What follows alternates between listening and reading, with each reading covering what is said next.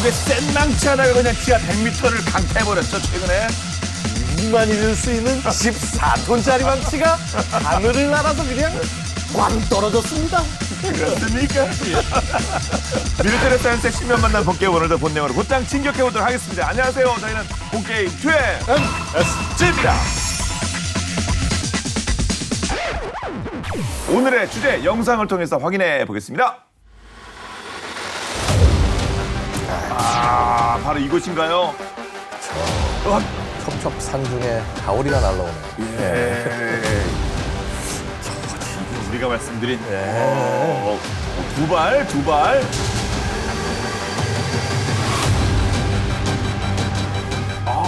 이런 식으로 이 망치가 하늘에서 떨어져서 지하 100m까지 가는군요.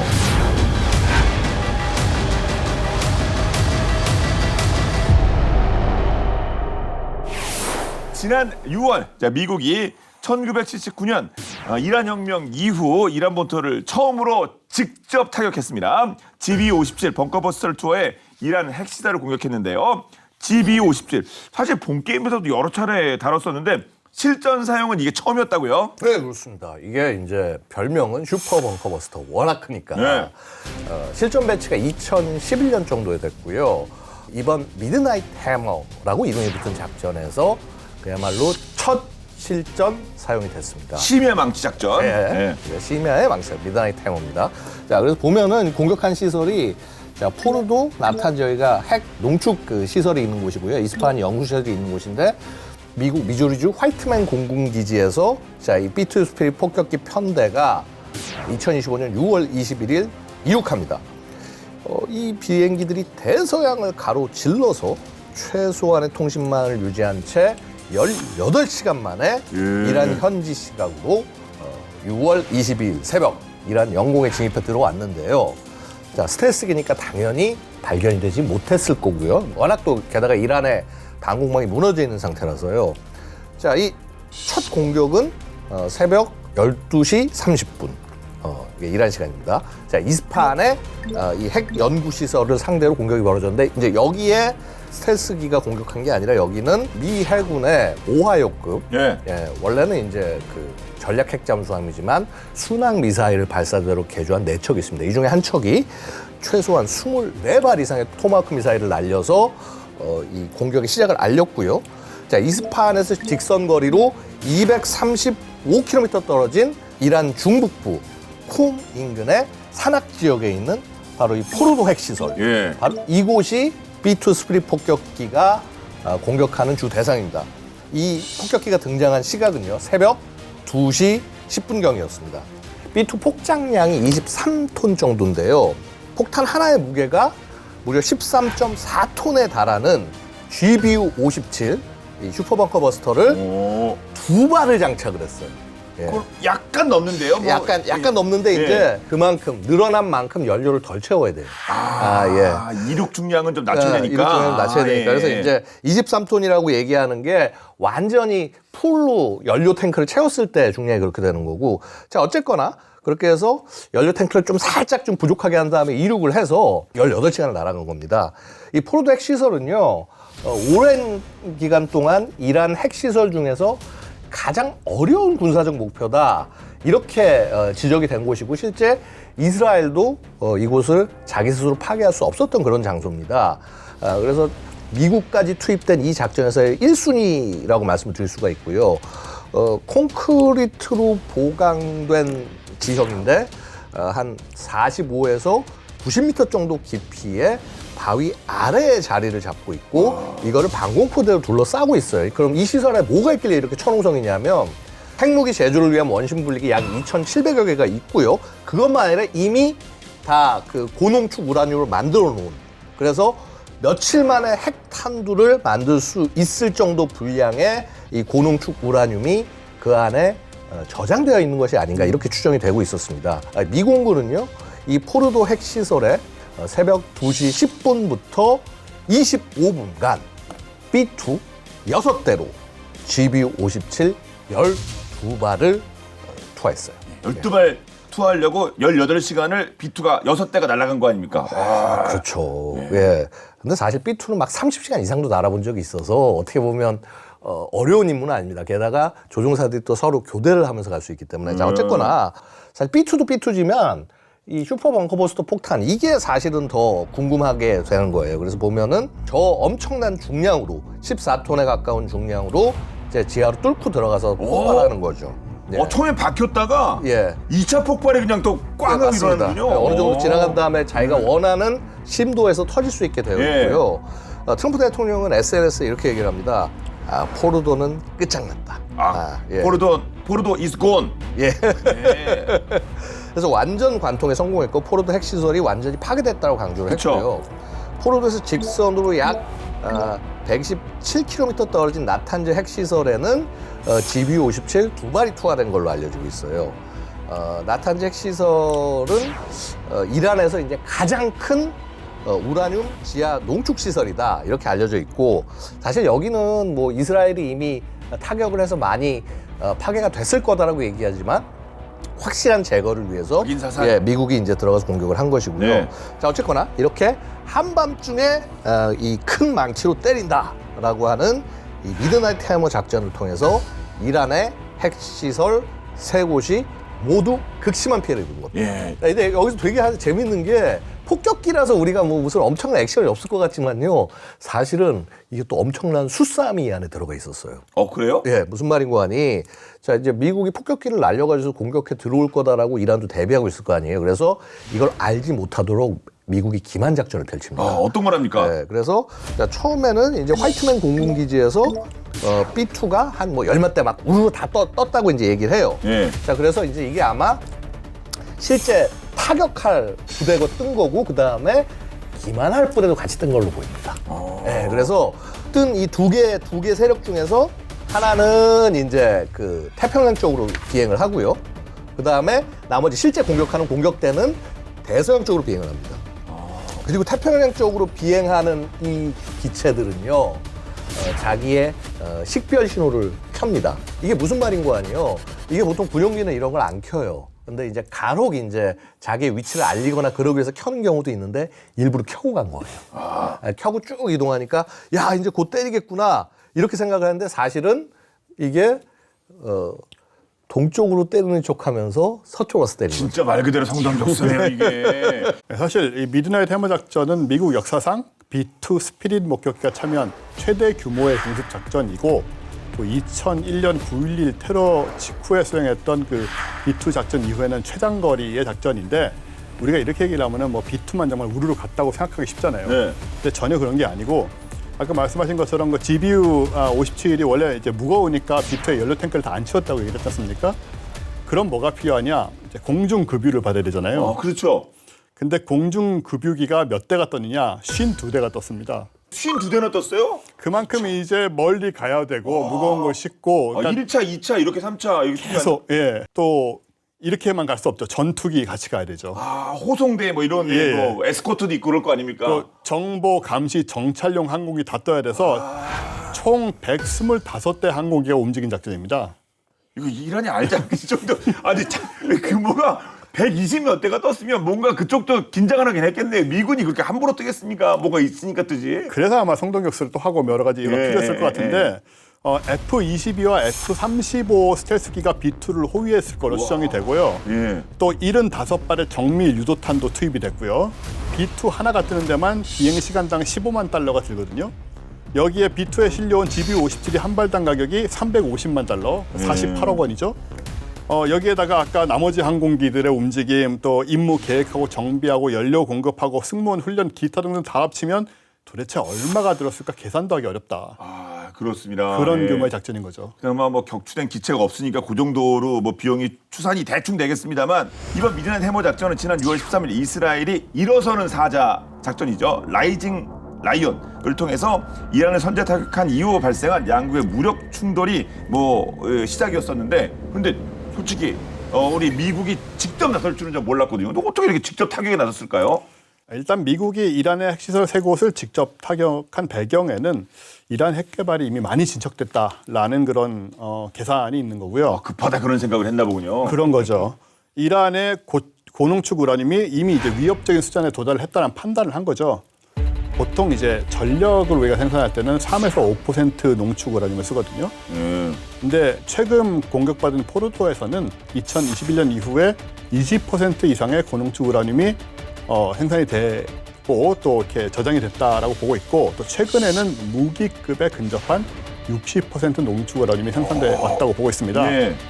그래서 이제 워싱턴 DC의 싱크탱크인 과학제안보연구소가 보기에는 포르도의 이 시설이 계속 가동되면 이란이 가진 60% 농축 우라늄을 불과 3주 만에 핵무기로 사용할 수 있는 90% 농축 우라늄 233kg을 전환할 수 있다. 이렇게 이제 분석을 한 거고, 이건 핵탄두 9개를 만들 수 있는 분량이거든요. 그러니까 뭐 당장 핵무기가 나올 수 있는 상황이 된 거고요. 예.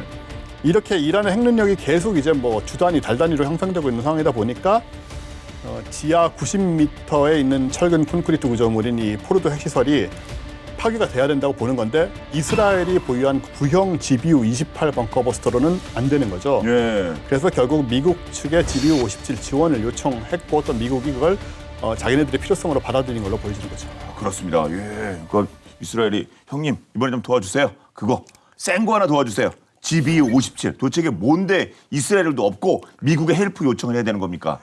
GBU-57이 이제 영어로 뭐라고 부르냐면 Massive Ordnance Penetrator, MOP. 그래서 그냥 우리말로 하면 초대형 관통탄이에요. 예. 그래서 이게 이제 애초에 미국이 그 저항 세력들의 지하 요새를 공격하기 위해서 만든 무기예요. 원래 이제 이거 말고 아마 얘기 들어보셨어요. 마더 오브 올밤이라고 정말 큰 재래식 폭탄이 있는데, 이걸로 이제 지하 동굴 같은 걸 공격을 해보니까 대테러 전쟁 기간 동안에 공격을 해봤는데 별로 이 효과가 잘 안 나오는 겁니다. 그래서 결국은 폭약을, 재래식 폭약만 많이 넣는 게 중요한 게 아니라 관통 능력을 충분히 갖춰야 지하 시설도 뚫고 들어가서 터진다.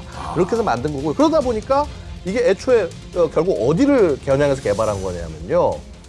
이란, 북한 등 지하에 시설을 크게 만들어 놓고 핵 개발하려고 이런 나라들의 시설을 파괴하기 위해서, 그래서 원래 애초에 첩첩산중에 아주 안반 밑에 만들어 놓은 강화 시설을 파괴하기 위해서 만들어진 폭탄이라는 거죠. 그래서 이 GBU-57은요, 이 둥근 노즈 페어링이 있는. 노즈 페어링이 어디예요? 요 동그란 부분을 페어링이라고 그런 거예요. 페어링. 아, 요 앞이요? 앞에 페어링. 탄두같이 생기고 요 앞이요? 이 페어링이 이제 보통 이 뚜껑 얘기하는 거니까요. 이렇게 예. 뭐 중앙 몸체는 이 사다리꼴의 날개가 4개가 붙어 있고요. 꼬리 부분은 벽자형 방향탑니다. 이게 보면 이제 안에 벌집처럼 되어 있어요. 그래서 이게 이제 내가 원하는 방향으로 정확하게 위치를 바꿔서 딱 뚫고 들어갈 수 있게 그렇게 이제 예. 잡아주는 역할을 합니다. 길이가요, 이게 놀라지 마십시오. 길이가 6m에서 한 6.2m 정도 된다라고 얘기를 하고요. 자, 지름이 80cm.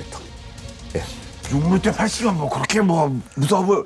와, 뭐 어마무시할 정도는 아닌 것 같은데요? 생각해 보세요. 예. 그렇게 만든 게 이게 무게가 13톤이었다면서요? 13톤. 예, 13.6톤이에요. 그러다 보니까 두껍지 않고 길게 만든 거예요. 그래서 MOP 마지막에 페넌트레이터가 들어가는군요. 관통이 제일 그래서 중요하다. 관통이 제일 중요하니까 거기에다가 지금 이 무게 중에서요, 폭약의 무게는 2.4톤밖에 안 됩니다.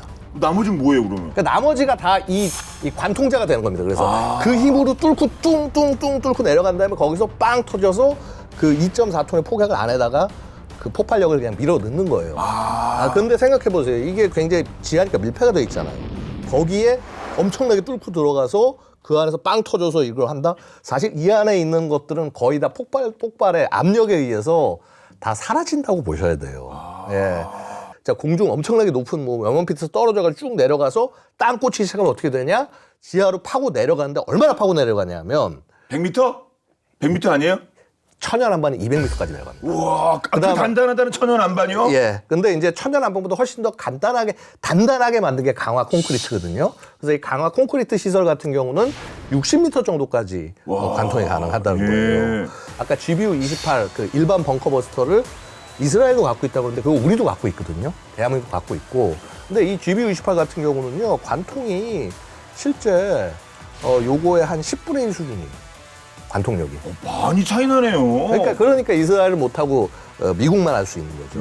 자, 그래서 어쨌거나 이란의 산악 지역에 또 그 안에다 깊숙이 파서 이 포르도 만들어 놓은 이 포르도 핵시설을 갖다가 결국 공격해서 부실 수 있는 유일한 재래식 무기는 바로 이 GBU 57 예. 슈퍼 벙커버스트밖에 없다라는 거죠. 그러니까 이 폭약으로 뚫는 게 아니라 운동 에너지로 뚫고 뚫고 그다음에 그다음에 2톤의 폭약은 그다음에 터진다. 예. 와, 운동 에너지만으로 그게 다 뚫리나 보네요. 아, 천연 안반수 아니야, 저 안반수가 아니고 천연 안반 200m. 예. 네, 중력 가속도의 힘이 어마어마한 거죠. 예. 뭐 중력 가속도는 이제 갈수록 점점 더 속도가 빨라지는 거니까. 그렇겠죠. 나중에 이제 임팩트 순간에는 어마어마한 힘을 발휘할 수가 있는데 물론 이제 뭐 무거워야 되죠 이게. 네. 13.6톤이라는 무게는 사실 시내버스 한 대 무게랑 비슷하거든요. 근데 이거를 지금 길이 6m에다가 두께 지름 80cm로 압축을 해놨으니 밀도가 어마어마하죠. 예. 크면 더 이게 파괴력이 작아질 텐데 모아놨으니까. 그렇죠. 모아놨으니까 또 속도가 또 무게와 속도가 관건인데 속도의 경우에도 지금 B2 폭격기 순항고도가 5만 피트 정도 되거든요. 그러니까 아마 16km 뭐 정도 되는데 GBU-57의 정확한 충돌 속도는 좀 비밀입니다. 그렇지만은 아마 음속을 넘어서지 않을까 충돌하는 순간에 예. 그렇게 판단이 되고 그랬을 때 충격을 보면 800에서 900메가주 정도의 운동 에너지가 발생을 한다 충돌 순간에 이렇게 보여지는데 이게 이제 어느 정도의 그 힘이냐면 보잉 747-400기 다들 타보셨을 이게 엄청 크잖아요. 네. 이게 285톤쯤 되거든요 무게가. 이것이 시속 170마일로 착륙할 때의 그 전체 무게에 달하는 그 힘이나 그리고 565톤급의 고속열차가 시속 120마일로 주행할 때의 그 속도의 무게와 합쳐진 그 힘 예. 이런 것과 이제 맞먹는 운동 에너지를 발휘를 하는데 얘네들은 충돌을 하지 않잖아요. 아, 그렇죠. 그 말이 좋아서 착륙이나 주행이지. 그게 이렇게 박히거나 이렇게 그냥 뭐 그런 얘기 아닙니까? 이거 그렇죠. 충돌, 예, 예. 주변은 박살 나는 거죠. 예. 그런 힘으로 이제 치고 들어오는 겁니다. 그렇군요. 근데 뭐 무게하고 속도만 빠르다고 되나요? 아니 뭐 주먹하고 뭐 주먹이 빠르고 내가 좀 주먹이 무겁다고 그래서 못 맞추면 소용 없잖아요. 그렇죠? 예. 그러니까 중요한 게 뭐냐면 결국 유도 기술이 엄청나게 이 안에 잘 집약되어 있는 것도 중요한 겁니다. 그래서 GBU-57에는요. 정밀 GPS INS 항법 시스템이 장착이 되어 있어서 엄청난 무게와 속도 어떻게 보면 지금 말씀하신 정도의 속도면 자기 몸도 못 가눌 정도일 것 같잖아요. 그렇죠? 엄청나게 큰 힘인데 그래서 아까 보였던 그 격자형 날개 같은 게 왜 필요하냐면 이 정도의 무게가 된 거를 조향하려면은 그 격자형 핀으로 해서 조형을 해야 됩니다. 자, 그렇게 해서 자, 거기에다 플러스 거기서 끝나는 것이 아니라요. 폭탄 앞쪽에 보면은요. 뭔가 튀어나와 있죠. 네. 이게 사실은 센서 장치입니다. 센서 장치여서 아마도 이제 우리가 추정하기는 이게 레이저 유도 장치도 같이 그 안에 있는 것으로 추정이 되는데 그래서 지상에 레이저로 쫙 점을 찍고 있으면은 그거를 딱 가서 그 점에 정확하게 이제 떨구는 그런 능력을 갖고 있는 거죠. 자, 그렇다면 이 최종 폭발은 뭐 어떤 프로세스를 통해서 이루어지는 겁니까? 근데 뭐 폭발을 해야 되는 거니까요. 예. 일단 GBU-57의 그 강철 이 케이스 내부에는 2,270kg의 고폭탄두가 내장이 돼 있는데 말씀하신 대로 표면에 충돌하면서 터지는 게 아니고 폭탄이 이제 단단한 표면을 관통을 계속해서 지하 깊숙이 다 터널을 파고 들어가다시피 하는 거죠. 그런 다음에 폭발하도록 이렇게 만들어져 있는 거고요.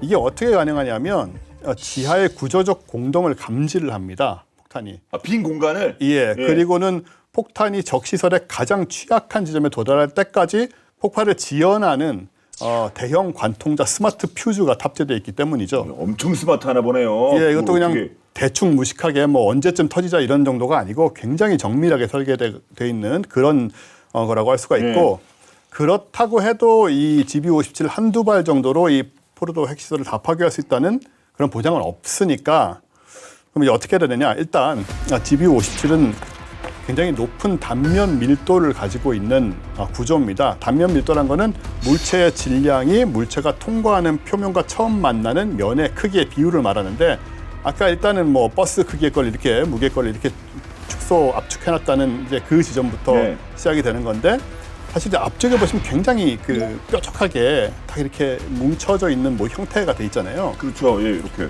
이게 이제 그 망치의 비유를 하자면은 우리가 망치를 쓸 때 보면은 망치의 무게는 거의 대부분 이 머리에 다 집중돼 있죠. 그래서 그쵸. 한마디로 질량을 작은 영역에 집중시키기 때문에 이제 못이 잘 박히는데 똑같은 무게라고 해도 우리 옛날에 써보셨을 거예요. 야전삽 같은 거 들고 와서 치면 안 들어가요. 잘 안 박혀요. 안 박혀. 들어가요. 예. 무게도 비슷하고 힘도 똑같이 그렇죠, 하는데 그렇죠.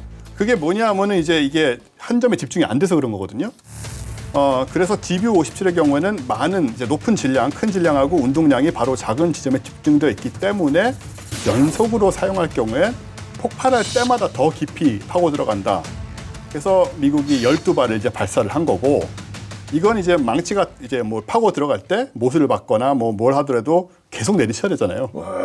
한 번, 두 번 똑같은 예. 지점을 12번을 이제 내려친다 이런 생각을 하는 거죠.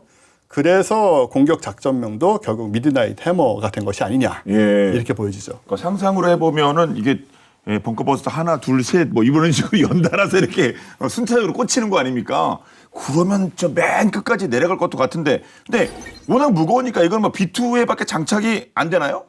B2 이외에도 B52에도 장착이 가능해요. 네. 근데 실제 작전을 봤을 때는 B2밖에 못 쓰겠죠. 왜냐하면 B52는 적 방공망이 살아있거나 혹은 내가 맞을 위협이 있으면 절대 근처에 갈 수가 없습니다.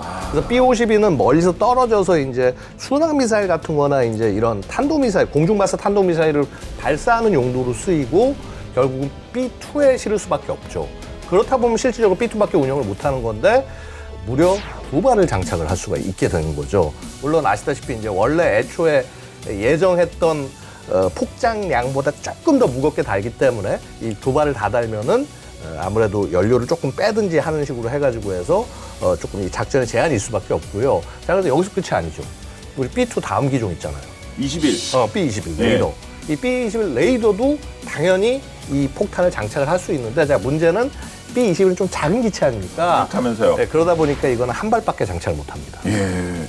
근데 솔직히 이 미드나잇 해머 작전 이거 진행되는 동안에 뭐 이란의 어떤 방공망은 그냥 뭐 손 놓고 있었죠. 뭐 다 파괴되거나 뭐 그랬다지 않았습니까? 근데 실제로 방공망에 대응이 전혀 없었다라고 예. 볼 수 있는데 말씀대로 이스라엘이 이미 교전을 통해서 테헤란과 이스파한의 주요 지역에 이동식 미사일 발사대를 다 이제 파괴를 했고 또 이란의 그 장거리 미사일 작전 능력이 다 없어져 마비되다시피 한 상태고 그리고 비축 무기를 저장한 기지도 파괴가 돼서 미사일 재고가 거의 없다. 네, 이런 상황이었다고 봐요. 예. 그러니까 이걸 메우려면은 이란의 전투기들이 이제 떠야 되는 건데 이란의 지금 전투기 전력도 사실 유명무실한 상태거든요.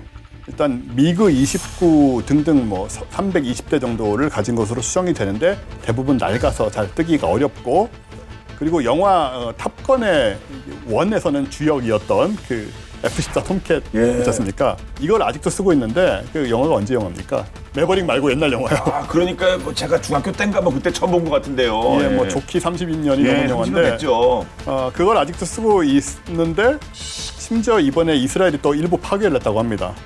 그리고 러시아로부터 그래서 뭐 수호이 34를 들여오고 있지만은 이게 전력화가 안 된 상태고 그래서 이제 굉장히 방공 전력이 좀 없는 상태나 다름없지만 원래는 이제 트럼프 대통령이 이란에 시한을 2주를 줬었잖아요. 예. 근데 그걸 이제 기습적으로 며칠 만에 작전을 시행을 해버렸거든요. 그것도 사실은 혹시 2주를 기다렸다가는 어떤 식으로든 이란이 방공망을 좀 재건할 수 있지 않을까 하는 그런 시간을 안 주기 위해서였다고 예. 합니다.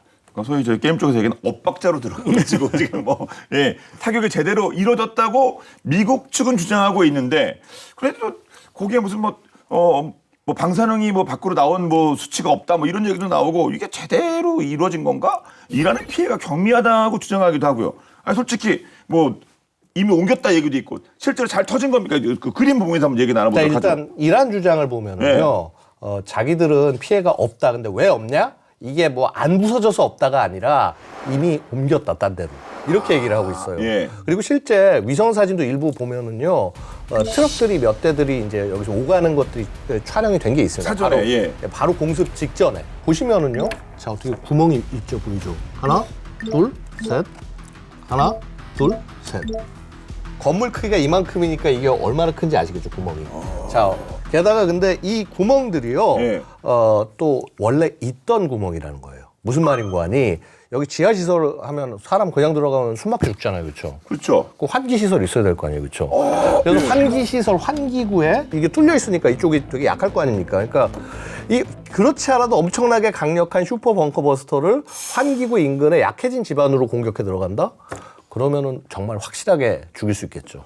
예, 확실한 타격이 가능한 거죠. 제거가 가능한 거죠. 거기도 예. 약점이 있네요. 지하 당연히. 100m건 200m건. 12발이 투발했다고 알려지는데 보시면은 그 6개밖에 없단 말이죠. 그건 뭐냐면 한 구멍에 2발씩 그러니까 더블 탭으로 딱딱 네. 집어넣었다. 예. 특히나 이쪽 지역 같은 경우는 좀 다른 지방과는 달리 좀 색깔이 짙어 보이는 모습이 보이죠.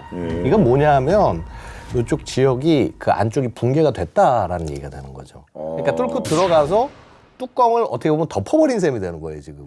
그러니까 그 안에서 예를 들어서 핵물질에게 영향을 받아서 그럼 이게 그 뭐라고 그럴까 이 방사능 유출이 되냐? 방사능 유출 못 되게 그냥 뚜껑을 덮어버리게 되는 게 되는 거죠. 자동으로 차패? 이렇게 그렇죠. 묻어? 이렇게 되는 거군요. 꽝 하고 두둥에서 팡 터지면서 드드드득 하면서 딱 닫히는 거죠. 일석이조 핵 이런 오염도 없고. 상대적으로 예. 당연히. 뭐 여기 말고도요. 그 이스파한에 있는 건물도 최소한 18개 정도의 건물들이 있는데 자 보시면 이렇게 검게 된 게 결국은 다 이제 부서진 모습이라고 보셔야 될 거예요.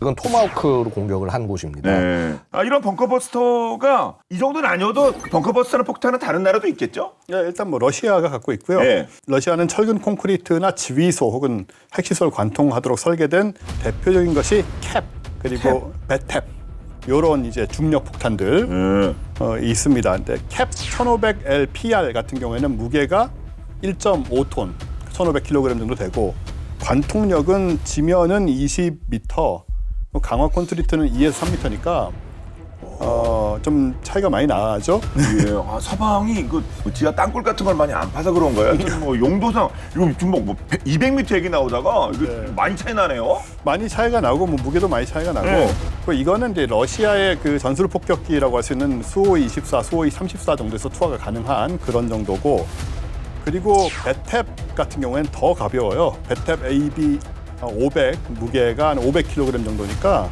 이거는 철근 콘크리트 기준으로 1.5m 관통, 그 활주로 손상 이 정도의 목적을 갖고 있습니다.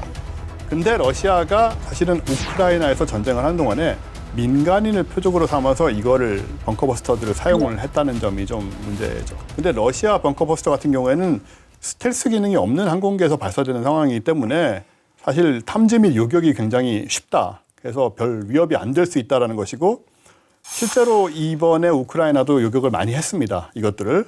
그러니까 이걸로 정확하게 뭔가 내 목표 지점을 때려서 뭐 땅속까지 파괴한다 이런 거는 사실 실패 확률이 굉장히 높은 거죠.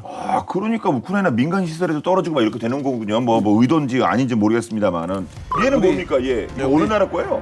중국입니다. 중국도 있겠죠. 벙커버스터가. 중국도 이제 대만 그 여행 가보시면 아시죠? 네.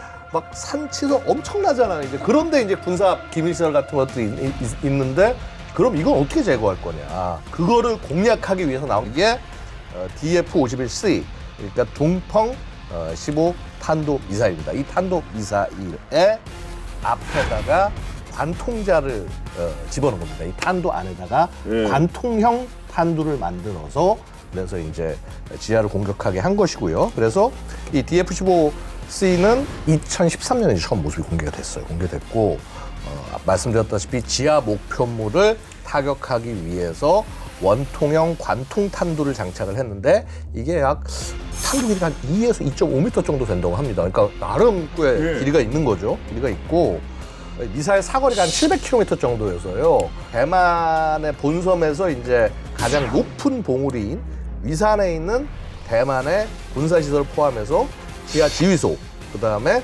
강화된 대피소를 표적으로 공격을 할 수 있게 만들어졌다라고 말씀을 드릴 수가 있어요. 자, 이스라엘은 미국의 미드나잇 해머 작전에 앞서 이란의 핵시설과 군 수뇌부에 큰 타격을 입힌 일어서는 사자 작전을 펼쳐 성공시켰는데요. 이 작전의 숨은 설계자는 다들 아시는 것처럼 모사드라가 알려지고 있습니다. 정보기관이죠. 이스라엘의 세계 최강 수준의 정보력을 바탕으로 모사드가 펼치는 치밀한 공세 능력이 제대로 드러난 작전이 있었다고 하는데 그게 뭔지 본방자사에서 살펴보겠습니다.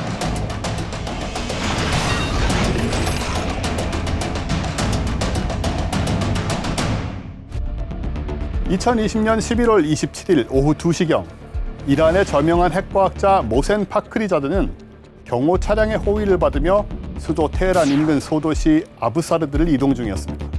며칠째 테러 위협을 받고 있던 터라 어느 때보다 경호가 삼엄했는데요. 주변에는 빈 차들뿐 안전하다고 생각하며 차량을 움직이던 순간 탕! 귀를 때리는 듯한 총성 한 발이 침묵을 깨트립니다. 도망칠 새도 없이 파크리자드는 척추에 총탄을 맞고 그 자리에서 숨을 거둡니다. 벌건 대낮 도로 한복판에서 벌어진 이 암살에 전 세계의 이목이 집중됐는데요. 이유는 단 하나, 그를 죽인 킬러의 정체 때문이었습니다. 그 킬러는 과연 누구였을까요? 1번, 훈련받은 특수부대 요원. 2번, 드론. 3번, 아무도 없다. 놀라지 마십시오. 정답은 3번입니다. 현장에는 방아쇠를 당긴 사람도 표적을 조준한 사람도 보이지 않았는데요. 소름 끼치리만큼 무서운 이 암살극의 진짜 배우, 지금부터 함께 만나보시죠.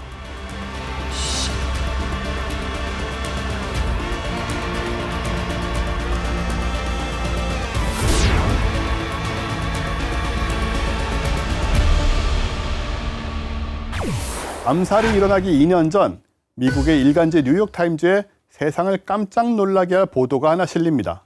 이스라엘 정보기관 모사드 요원, 이란 핵무기 관련 기밀 자료 절취.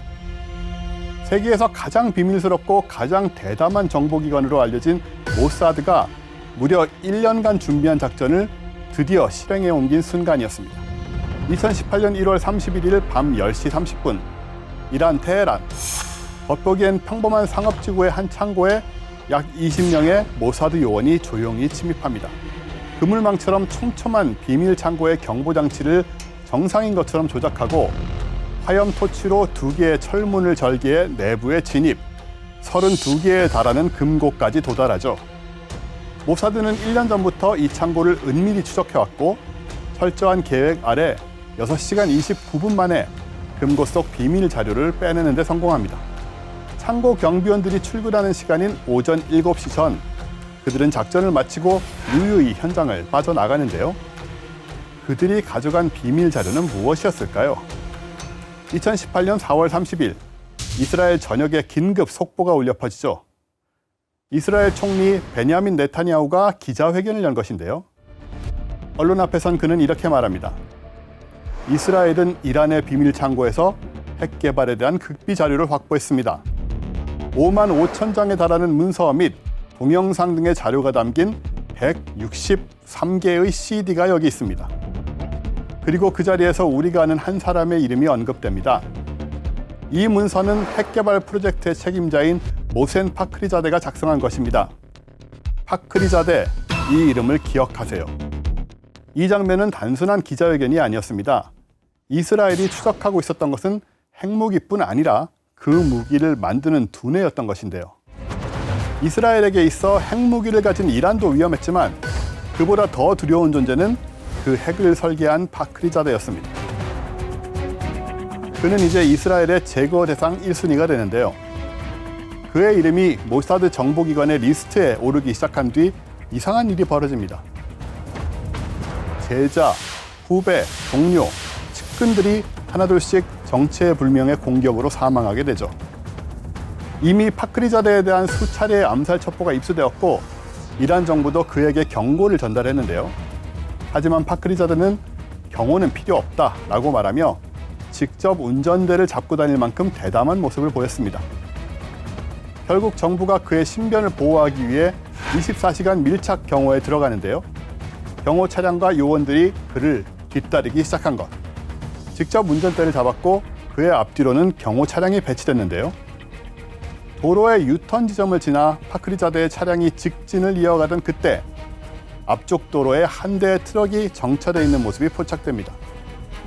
곧바로 경호 차량 중 한 대가 속도를 높이며 트럭 쪽으로 빠르게 접근했는데요. 트럭 내부에 사람이 없다는 것을 확인하고 안심한 순간 귀를 찢는 듯한 총성이 울려 퍼집니다. 이후 파크리자데를 향해 무차별적으로 쏟아지는 총알들. 총알은 차량을 관통해 파크리자데 어깨를 정통으로 맞췄는데요. 이어서 날아든 총알. 차에서 내린 그의 움직임을 쫓아 정확히 척추에 명중. 파크리자데는 그 자리에서 쓰러지고 맙니다. 이 충격적인 암살에는 단 1분도 걸리지 않았습니다. 그리고 더 놀라운 사실이 밝혀지는데요. 파크리자데 사망 직후 그의 앞에 있던 빈 트럭이 폭발했고 산산조각이 난 트럭의 파편 속에서 기관총의 흔적이 발견됐습니다. 기관총은 안면 인식 기능과 AI 인공지능 기술을 이용해 정확히 파크리자대의 얼굴에 줌을 당겨 조준했죠. 현장에 있던 그 누구도 방아쇠를 당기지 않았지만 인공지능 카메라 시스템으로 조정돼 자동 사격을 실행한 것인데요. 놀랍게도 파크리자대의 안에는 바로 옆 25cm 거리에 앉아 있었음에도 단 한 발의 총알도 맞지 않았다는 것이었습니다. 그리고 이 암살 작전의 배후로 모사드가 언급됩니다. 이 이후로도 모사드는 단순한 작전을 넘어 인공지능 기술을 기반으로 한 작전을 수행하고 있는데요. 2024년 하마스 최고 지도자 이스마일 하니에는 숙소에 설치된 정체불명의 폭발 장치로 사망하게 됩니다. AI가 탑재된 원격 조종 폭탄이었고 수천 킬로미터 밖에서 명령이 내려졌다는 게 밝혀졌죠.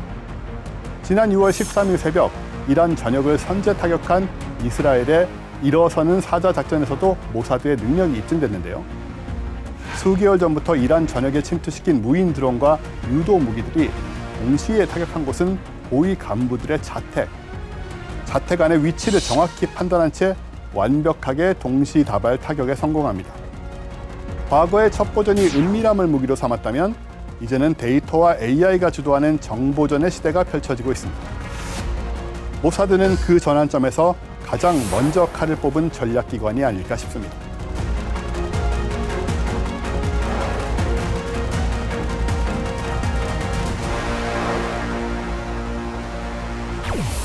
이건 거의 뭐 미션 임파서블이에요. 그냥 뭐 AI 뭐 이게 원격 기관총으로 암살을 시도했다고 하니까요. 특히나 달리는 차량을 원격으로 공격할 수 있냐? 그러면요, 결론부터 말씀드리면 지금 AI 기술이 장난이 아닙니다. 그야말로 충분히 지금 현재 있는 기술만 갖고도 충분히 가능하다. 즉 기계가 표적을 99.9% 정도의 정확도로 식별을 한 다음에 조준하고 사격까지 이어지는 거 이미 기술적으로 다 구현할 수 있다. 이렇게 말씀드릴 수 있습니다.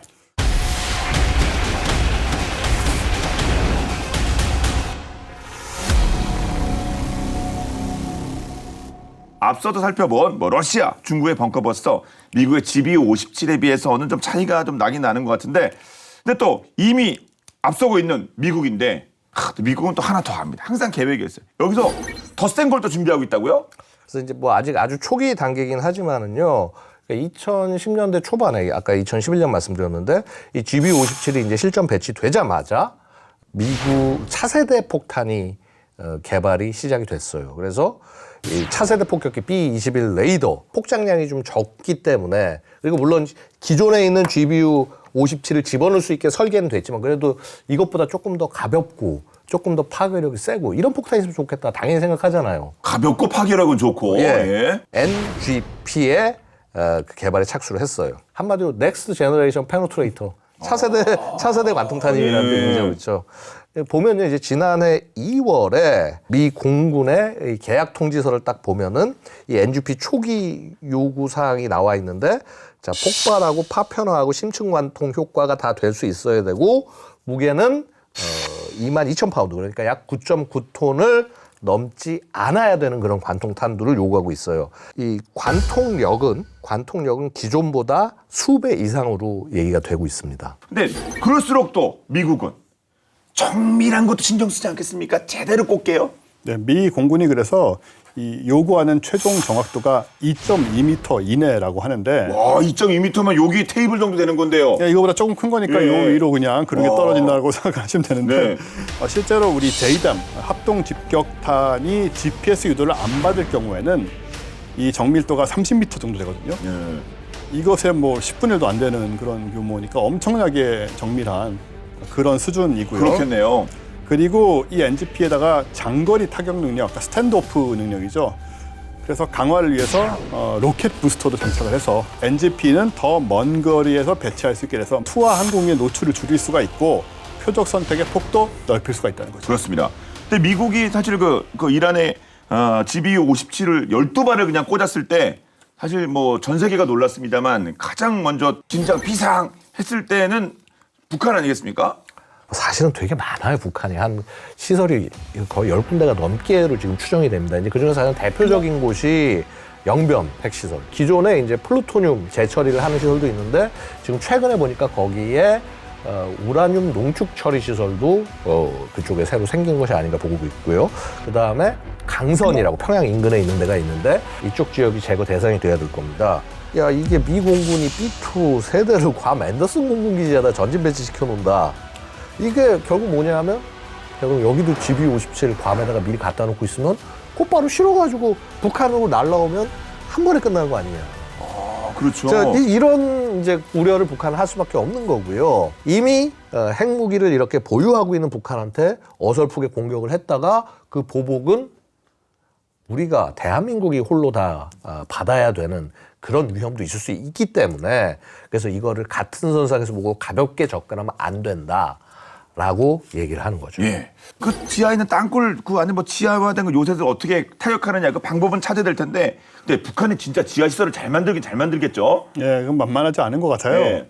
일단 이란 같은 경우에는 이 벙커버스터로 타격할 대상이 아주 명확했지 않습니까? 포르도, 나탄즈, 이스파한 이렇게 어쨌든 세 곳만 무력화시키면 핵 능력을 사실 상실하게 만들 수 있는 네. 그런 상황이었는데 북한은 뭐 이미 핵무기를 갖고 있는 측면도 있지만은 지하 세계가 외부에서 상상도 없을 정도로 파악이 안 될 정도로 굉장히 복잡하고 방대하다는 거죠. 왜 그러냐? 북한의 경우에는 그 6.25 때 폭격을 엄청나게 많이 받았잖아요. 그래서 폭격 노이로제가 생겨서 전쟁이 끝나고도 계속 땅을 팠습니다. 그래서 뭐 땅굴 그런 것도 사실 그 일환이라고 볼 수 있고 평양 지하철은 다들 아는 것처럼 뭐 지하 100에서 150m 깊이까지 파 들어갔고 평양뿐 아니고 각 도시 군들에도 지하철이 없어도 심지어 방공호들을 굉장히 잘 깊이 지어놨거든요. 그리고 역시 그 김씨 일가의 안전을 위한 장소들 이거는 북한의 지하 세계뿐만 아니고 세계 지하 세계 중에 가장 견고하게 만들지 않았을까라고 이제 짐작을 할 수가 있는데 그래서 이 땅에 숨은 북한 지도부를 제거하려고 한다면은 이 평양 시민들이 아마 대피하고 있을 지하 100m, 150m의 그 지하철역들을 이미 파괴하고 나서 그거보다 한 100m, 150m를 더 들어가야 되는 게 아니냐. 거의 300m 들어가야 되네요. 그 정도로 추정이 되는 거거든요. 그러니까 굉장히 어려운 문제가 되는데 다만 어떤 점이 있냐면은 북한이 이제 경제난에 굉장히 오래 시달렸으니까 이렇게 만들어 놓은 지하 세계가 제대로 유지가 되고 있겠느냐. 지금 지하턴을 유지하려면 지하수는 어쨌든 계속 나오니까 파내야 되고요. 그리고 이건 전기를 많이 쓰는 일이고 북한이 전기가 없어서 뭐 탄광이나 광산에도 막 침수가 되는 상황이고 군 훈련을 못 하는데요. 예, 그런 상황인데 이 사람이 살지 않은 채 몇십 년 동안 그냥 준비만 하고 있는 이런 지하 시설들을 과연 유지를 제대로 했을까라는 부분에 물음표가 있죠. 그렇습니다. 우리 것도 있지 않습니까? 우리의 자랑스러운 현무 5 아닙니까? 한국형 삼축 체계 중에서 KMPR 그러니까 한국형 대량 옹진 보복의 핵심 자산이다라는 의미인 거고요. 자 보시면 바퀴가 이렇게 많잖아요. 이게 18개네 양쪽으로 하면. 그렇죠. 발사관 길이가 20m라는 얘기는 이게 미사일 자체가 하여튼 한 16, 17m 이상 정도 될 거 아니겠느냐. 예, 그걸 비례해서 만들었을 거 아닙니까? 통을. 그렇죠. 최대 사거리가 300km 정도예요. 물론 뭐 더 나올 수도 있겠습니다만 탄두준이 정확히 얼마인지 우리 군에서 밝힌 적이 없기 때문에 함부로 말씀 못 드립니다만 뭐 하여튼 최소 5톤 이상에서 뭐 8톤 정도까지 얘기하는 경우도 있고요. 어쨌거나 정확하게 말씀 못 드릴 수 없습니다만 자 근데 차이점이 뭐냐면 여기는 굉장히 높은 고도까지 올라가서 다시 내려 꽂습니다. 그러니까 운동 에너지가 이 B2 폭격기에서 떨어졌을 때 훨씬 더 커요. 탄두 자체의 무게는 조금 약간 가벼울지 몰라도 파괴력은 거의 유사하지 않겠느냐. GBU-57 같은 경우는 연간 생산 규모가 20발 정도라고 해요. 근데 우리 현무5는요 생산 규모가 연간 70여 발이 아니냐라고 뭐 이렇게 언론 보도에서 얘기하고 있습니다. 정확히는 몰라요 저도. 우리도 미국보다 초대형 관통자에는 정말 진심이다. 제가 이전에도 말씀드렸지만 이게 전부 다 그들이 뿌린 씨앗 때문이다. 천안함 연평도 이후에 이들을 어떻게 이 보복을 해서 보복 능력을 높여서 나쁜 짓을 못하게 만들까.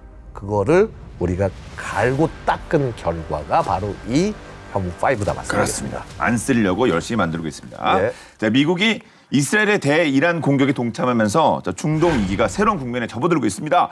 이란의 상황이 북핵에 미치는 영향도 주목되고 있는데요. 당연 영향이 있지 않겠습니까? 안보 고삐를 더욱더 바짝 조여야 할 때라는 긴장감이 듭니다. 자, 끝으로 한 말씀씩 부탁드리겠습니다.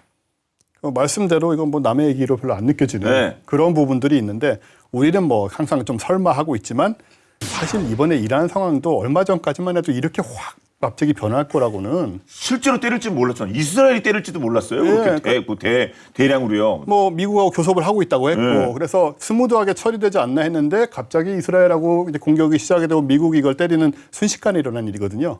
그래서 언제 이렇게 변할지 솔직히 알 수 없다. 무엇이 촉발할지 알 수 없다는 부분이 있고 그래서 남의 얘기가 아니고 그래서 우리 역시 안 쓰면 좋겠지만 어쨌든 정말 필요할 수 있기 때문에 현무5 같은 이런 벙커버스터류의 기술이 필요하다는 것과 이런 걸 사용했을 때 우리는 또 가까우니까 또 보복 공격을 당할 수가 있어서 그만큼 또 방공망 또 같이 갖춰 나가는 이런 구조로서 계속 대비를 해야 되겠다는 생각이 많이 들었습니다.